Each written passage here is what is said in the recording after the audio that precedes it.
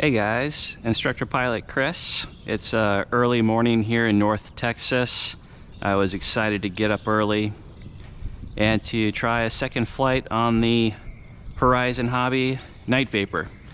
I flew the first flight, the maiden flight, was inside my gym, a very confined area, and being that it was the first flight, the aircraft wasn't quite trimmed out and I wasn't quite ready to fly in that small of an area. That's not something that I'm used to doing. And so I thought, hey, I'll go somewhere else where I can fly outside, get the aircraft all trimmed out the way I expect, learn some of the handling characteristics for this particular aircraft, and then I'd be better suited to be trained to fly indoors and therefore not risk damaging the aircraft from hitting gym equipment or whatever obstacle is in the area for where I'm flying.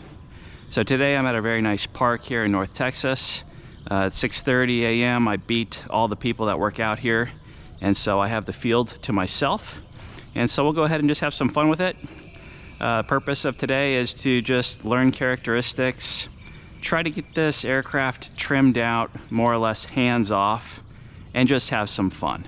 So that's it. I have some cones here. I did not place those here, but I certainly will try to make use of them, and maybe that'll be my little obstacle course for flying today.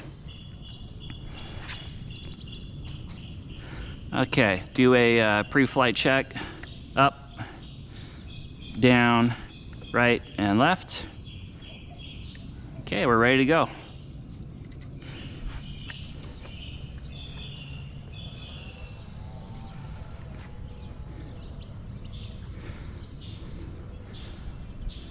I feel a lot more comfortable flying here compared to the gym. I'm not really worried about hitting anything. There is a little bit of a breeze, so it's not completely calm, but you can see that it's not threatening to the aircraft.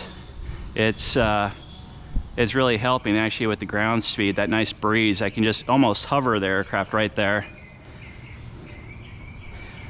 What I was not used to in the last flight was holding up elevator.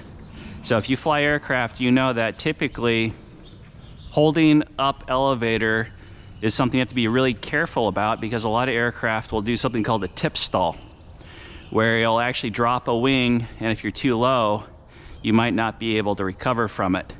Well, with the aircraft designed for this one, you can hold a lot of back elevator, and it gets a little wobbly. As you can see, that's full back stick, full up elevator.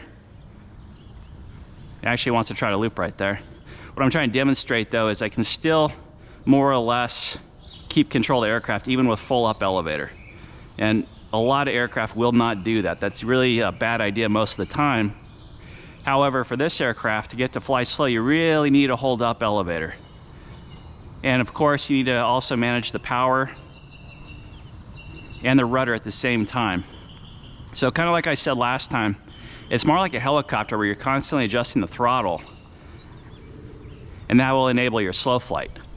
So I wasn't used to that, and I wasn't expecting that in the last flight in the gym. So don't expect that it's all aircraft are going to fly the same, and that you're going to get slow flight from just, see, it's a lot, it actually has some up trim in there.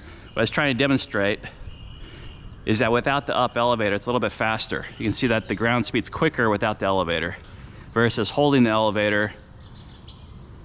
And yes, it's a little bit more tricky, but it's almost zero ground speed right now with that slight breeze that I have blowing on the nose of the aircraft. It's fun though. I'm gonna have to buy some more batteries. I already have some of these batteries for my Blade helicopter. It's the same one, but aircraft is hovering, more or less. I really like the positioning lights. That's pretty cool. It also helps me maintain orientation, direction of the aircraft. How cool is that though? So the bind and fly version was 100. The ready to fly, as you see here, that has the transmitter, the aircraft, the flight battery, the charger, everything, even the batteries for the transmitter, I think it was 140 plus another $10 for tax. Shipping was free from Horizon Hobby. I mean, for 140 bucks, this thing's incredible. Really, really nice design. A lot of fun. Now, I would say that you have to have some skills in order to fly in a confined area like this, or inside a gym or something like that, or a basketball court indoors. I've seen people do in their living room. But if you had somebody that was new to flying and you had a big open area and you had maybe some grass or something, should something go wrong, you could have a beginner fly this aircraft. I imagine you could reduce the rates and the throws and the servos so it doesn't have as much control. And if you're flying in no wind conditions, this could be a trainer aircraft as well, especially if you combine this with using a real flight simulator or something to go ahead and give muscle memory, training a person what the stick movement does. This could be an inexpensive way to get into the hobby. I'm just going to kind of walk around with it and have some fun. I've demonstrated that it flies very slow. I have a lot of control over it. And there is a breeze now.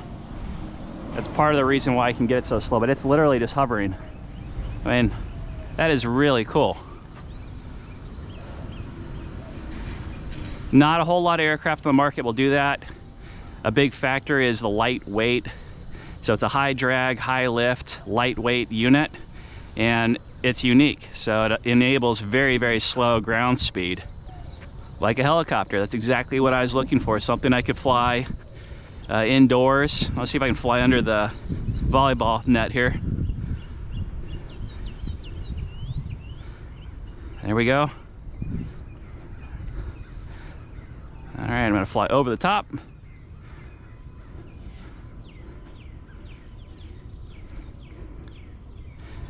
For advanced pilots, I think you can hone in your abilities on mastering controls, kind of like I've been doing with the helicopters, using a lot more, in this case, rudder, using a lot more left stick throttle. With a lot of aircraft, you just slam the throttle. I've seen that a lot, it's very common. This one, you really want to be careful, and you're using very precise power inputs in order to do slow flight. I am curious if it will loop, so I'm going to go a little bit higher here. There's full power. I'm going to get a little speed and then full back stick. And cut the power. Full power. It is looping almost inside itself. I was going to try to do some inverted flight. We'll see if it does that. Almost hard to tell the direction of it when you start doing inverted flight, or at least it is for me. I think there's a little bit of a thermal here. I got a bunch of birds, probably chasing bugs, but also I can tell there's a thermal. That's almost engine off, and I'm still hanging in there, still kind of maintaining altitude. I can feel a breeze at my back, so that was definitely a thermal that just passed by.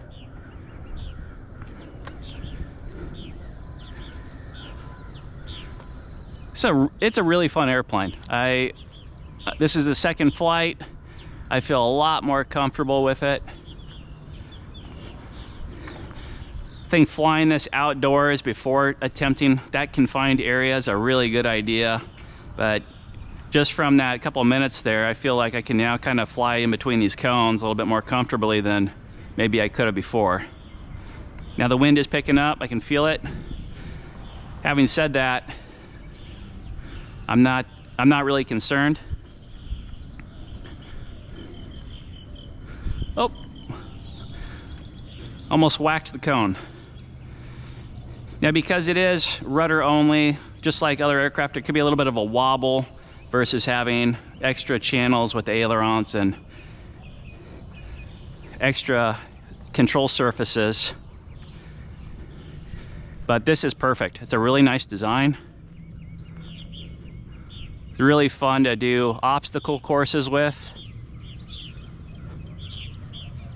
But being able to fly it slow like this enables you to do stuff you just can't do with other airplanes. So I'd really put this in a category as almost like a drone or a helicopter, because frankly, you just can't do this with, I can't think of any other E-flite aircraft that you can do this with. And actually, I'm getting really good run time. Now I'm not really at full throttle actually right now. You can see that I'm not even at half power and it's going along just fine. So maybe having that lower power setting that I've been using is prolonging the flight. But that's another big factor for me lately is flight times. And this one is good. I have some other aircraft like the B-2 that I absolutely love, but I'm battling short flights. And that's something that I still want to address with a different battery. But for this stock, maybe I'll pick up another battery, but as is, I'm getting really good flight time with this.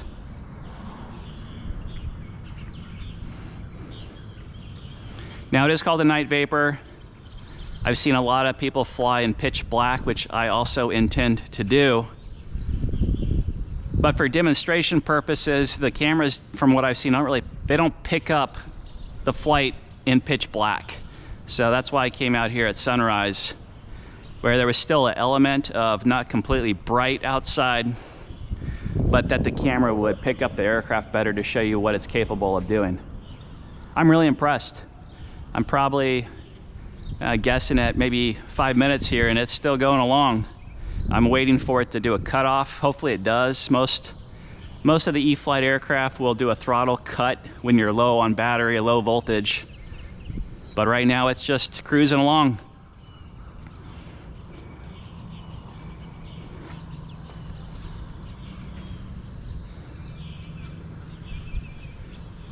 I started flying about 20 years ago, RC, and the electronics, mainly the batteries, but they did not allow stuff like this. The electronics were just not small enough, not light enough, and so seeing very small aircraft is not common. It was usually someone got really creative and designed something out of their garage. But to have a product that's already built for you in a box for $100 that does this, that's incredible. Got the nice, well, trying to hang it on the prop there. It is delicate to do that. But I got the nice sunrise in the background, just absolutely beautiful day. Birds are happy. Okay, now I'm at full power and I don't have quite the response, so I'm going to assume that the battery is now getting low.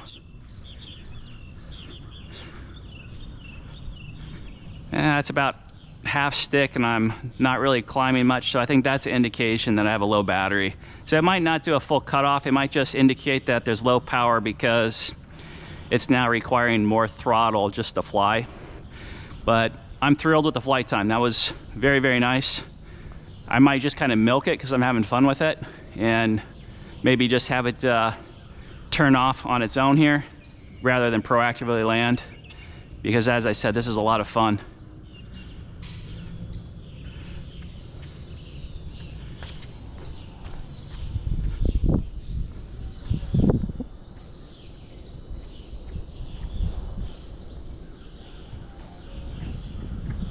It's gonna be a beautiful day. So it is July 4th weekend. A lot of activities planned for this weekend. It's also going to be probably 100 degree day and maybe a little humid, so I gotta tell you right now it feels really nice. I think it's probably about 80 with a cool breeze right now. It's really, really nice. All right, I feel that breeze picking up. I'm going to try maybe to land in between the cones.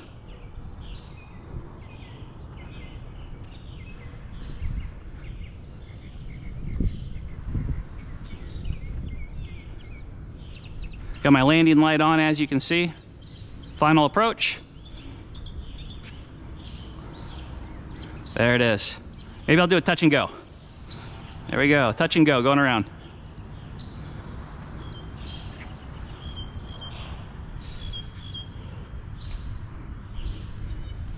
Really cool aircraft.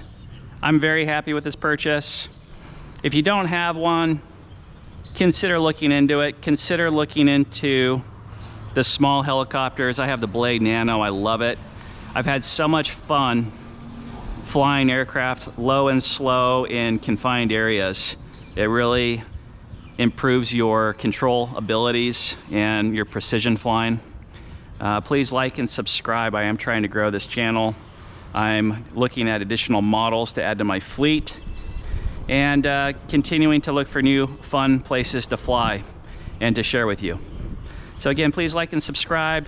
Please add comments, and I'll see you in the next one.